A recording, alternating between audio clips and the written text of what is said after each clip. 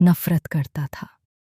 मंगल का दिमाग अब ठंडा नहीं बल्कि शांत आग की तरह सुलग रहा है।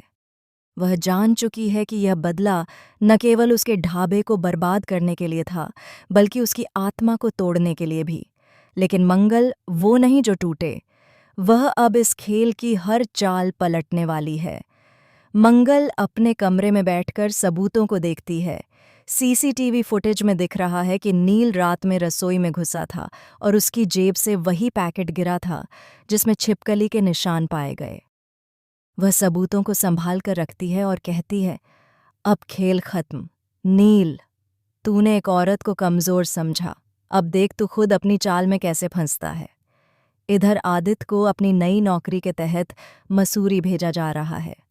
उसे नहीं पता कि यह ट्रिप उसकी जिंदगी की सबसे बड़ी परीक्षा साबित होगी।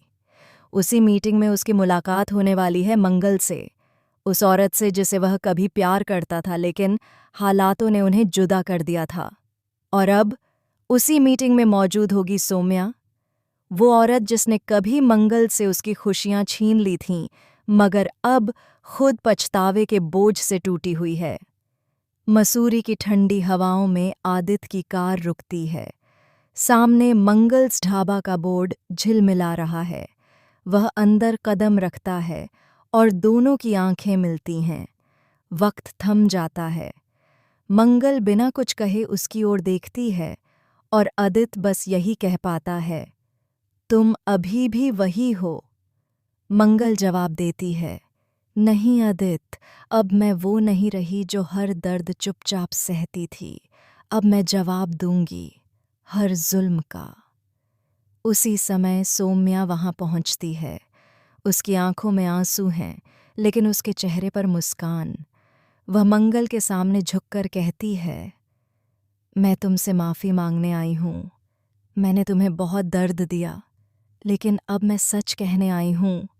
मंगल ठंडी आवाज़ में कहती है, सच? वो जो वक्त ने मुझसे छीन लिया, क्या तू लौटा सकती है? सौम्या कहती है, नहीं, पर जो आने वाला है उसे रोक सकती हूँ, क्योंकि जिस नील पर तुम भरोसा कर रही हो वही तुम्हें ख़त्म करने वाला है। मंगल चौंक जाती है। सौम्या उसे बताती है कि नील सिर्फ उसके ढाबे को नहीं बल्कि उसकी जान लेने की साजिश रच रहा है। वह बताती है कि नील के पास अब एक और खतरनाक प्लान है, मंगल के ढाबे में गैस पाइपलाइन में छेड़छाड़ करने का। ये सुनकर मंगल के पैरों तले जमीन खिसक जाती है। मंगल और सौम्या मिलकर नील के खिलाफ जाल बिछाती हैं। रात को मंगल नील को ढाबे में घुसते हुए पकड़ लेती है। मंगल गरजती है, इतना नीचे गिर जाएगा तू? जहर से अब पेट नहीं भरा तो गैस से जान लेगा? नील हंसते हुए कहता है, तुम जैसी औरतें हमेशा हारी हैं मंगल, आज तेरी कहानी का आखिरी एपिसोड है। मंगल जवाब देती है और हर आखिरी एपिसोड में खलनायक की हार होती है। नील गुस्से में गैस लीक कर देता है और लाइटर जलाने की कोशिश करता है, मगर उसी वक्त आदित्य और पुलिस वहां पहुंच जाते हैं। पुलिस नील को पकड़ लेती है, लेकिन जैसे ही उसे ले जाया जा रहा होता है वह मुस्कुराकर कहता है, तुम सोचती हो खेल खत्म हो गया? असली खिलाड़ी तो अभी बाकी है, और वो कोई ऐसा है जिस पर तुम भरोसा करती हो। माँ बानी थे। सब सकते में आ जाते हैं। पुलिस नील को ले जाती है, मगर मंगल के दिल में अब नया डर बस गया है। आखिर नील का इशारा किसकी तरफ था? अगले दिन मंगल घर लौटती है और शांति को बताती है कि सब खत्म हो गया। शांति भगवान का शुक्रिया अदा करती है, लेकिन उसी रात मंगल के फोन पर एक अनजान नंबर से कॉल आता है। फोन के दूसरी तरफ वही आवाज, नील की। वह कहता है, सोचा था पुलिस मुझे ले जाएगी तो सब खत्म हो जाएगा। नहीं मंगल, असली बदला अब शुरू होगा। इस बार तेरे अपने ही तुझसे छीन लिए जाएंगे। मंगल के हाथ कांपने लगते हैं। उसी समय उसके घर के बाहर धमाका होता है।